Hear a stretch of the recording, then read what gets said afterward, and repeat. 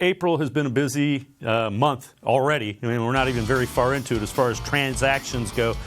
Morgan Burnett, safety. The Browns are expected to sign him. A guy that was with the Packers, so he has that tie to the hierarchy of the Browns from his Packer days. Is expected to be released by the Steelers and signed by the Browns. So what about Morgan Burnett? How does he fit into this scheme?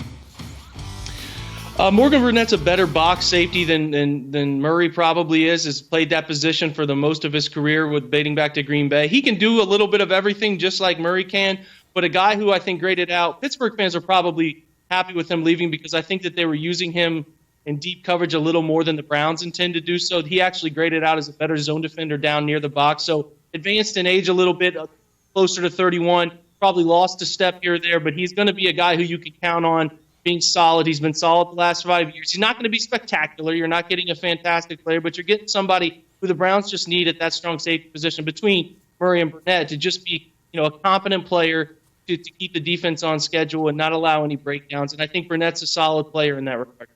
Well, another one, the Browns signed a quarterback from the AAF, the Orlando Apollos, in Garrett Gibler and Gilbert. Tell me a little bit about Garrett Gilbert, what you know about him as a quarterback. I know you haven't done a ton of work because they just signed him today, but what about Gilbert?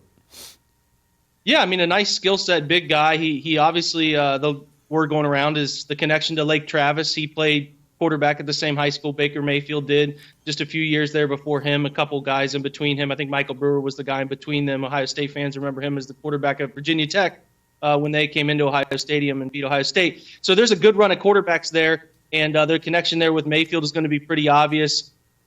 Gilbert's bounced around the NFL a little bit, found himself out of the league, and then in the AAF he had a nice bounce back and a nice feel for the pocket and delivered some accurate balls downfield.